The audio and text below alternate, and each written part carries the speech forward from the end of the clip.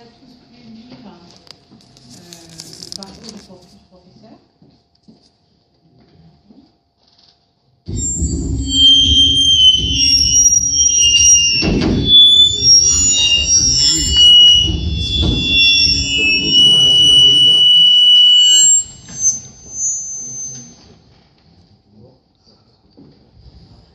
Oui, alors je disais, je sais que vous n'avez pas tous pu découvrir le parcours professionnel de monsieur Gaston Mandata-Guiricata, mais ce n'est pas vraiment un souci. Je pense que la plupart de vous connaissez déjà son parcours, mais en même temps, on mettra à vos dispositions sur un site toutes ces informations-là pour vous permettre de le connaître davantage. Ce n'est que partie remise en tout cas. Voilà.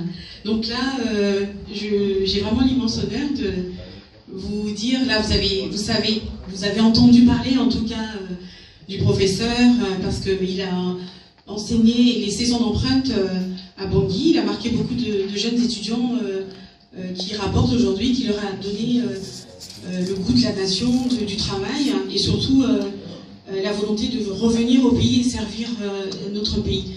Et donc je pense que vous le connaissez beaucoup comme ça, mais ça reste, c'est pas qu'un mathématicien, ce n'est pas qu'un chercheur, ça reste un homme.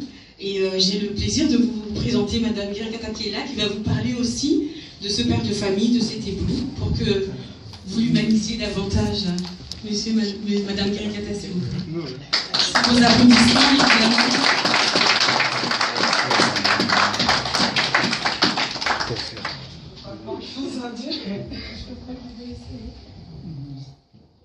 Salut, hein. Salut tout le monde et bienvenue. Merci d'être là, merci d'être venu. Et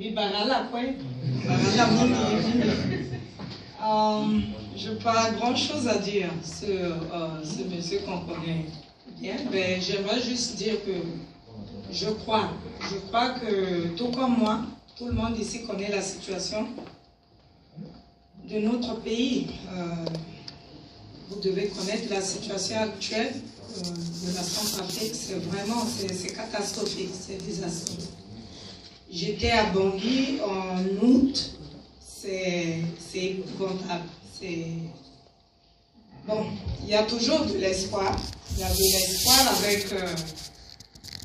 si Gaston se met dans le jeu, il y aura l'espoir. Je connais le gars, je connais le monsieur. C'est mon mari, j'ai passé la moitié de ma vie avec lui, à peu près 30 ans, même 28 ans. On a 50 ans.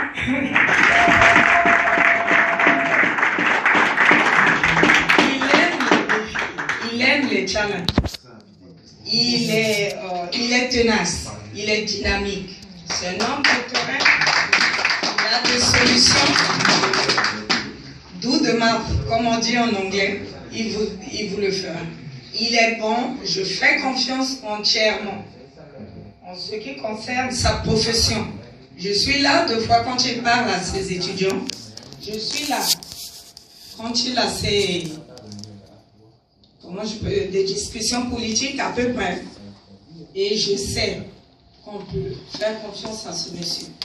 C'est quelqu'un qu'il nous faut, sincèrement, en ce moment-là où le pays est complètement à terre. Lui, il va relever le pays, il va relever, il va redonner la force, il va redonner en Centrafrique sa valeur. Il va tout faire parce que je connais qu'il a les solutions. Il a la possibilité et de surcroît, c'est un monsieur propre, un monsieur propre qu'il nous faut actuellement. En ce moment, on doit chercher quelqu'un qui... Je suis fière de mon mari parce qu'il n'est pas dans la mauvaise gouvernance. On n'a jamais entendu quelque chose de malsain sur lui. Donc, je vous demande de le suivre, je vous demande de lui faire confiance et on verra. Il va porter ce pays loin. On verra avec la grâce de Dieu. Je vous remercie de vous assister.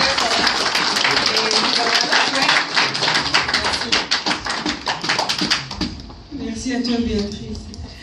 Alors, si on est là aujourd'hui, je pense qu'il y a une raison majeure. C'est vraiment ce peuple auprès duquel le professeur s'est montré très proche dans les moments difficiles. Il a quand même, il faut le savoir, quitté un emploi très confortable, une vie très confortable, une famille avec laquelle il était très bien, très heureux, pour venir en Centrafrique pendant 1 an, sillonner les quartiers de Bangui, alors que la sécurité, vous le savez, n'était vraiment pas assurée. Il n'avait pas d'armée, il n'avait pas de garde du corps, mais il est allé au plus près des Centrafricains, il leur apportait parfois que son soutien moral, l'écoute, une oreille pour dire, ben voilà, vous êtes complètement abandonnés des hommes politiques, des responsables politiques, mais moi je suis là, avec le peu que j'ai. Il a sillonné les hôpitaux, où il a apporté des médicaments qu'il a achetés de ses propres deniers, il a apporté des appareils médicaux, il est allé jusque dans les régions reculées de province, et voilà. Là, on va vous présenter en fait l'ensemble de toutes ces œuvres humanitaires, caritatives qu'il a réalisées, pour vous montrer un petit peu justement le chemin, tout ce qu'il a fait avec les Centrafricains pour être là aujourd'hui devant vous. Parce que ce sont ces Centrafricains-là qui se sont levés pour le solliciter, pour lui dire voilà, ce que vous faites pour nous aujourd'hui, c'est ce que nous attendons, c'est-à-dire un vrai changement, des hommes politiques qui nous écoutent, qui nous entendent, qui soient un peu nos voix, et on aimerait que ce que vous faites là, à ce niveau-là, vous le fassiez au niveau du pays.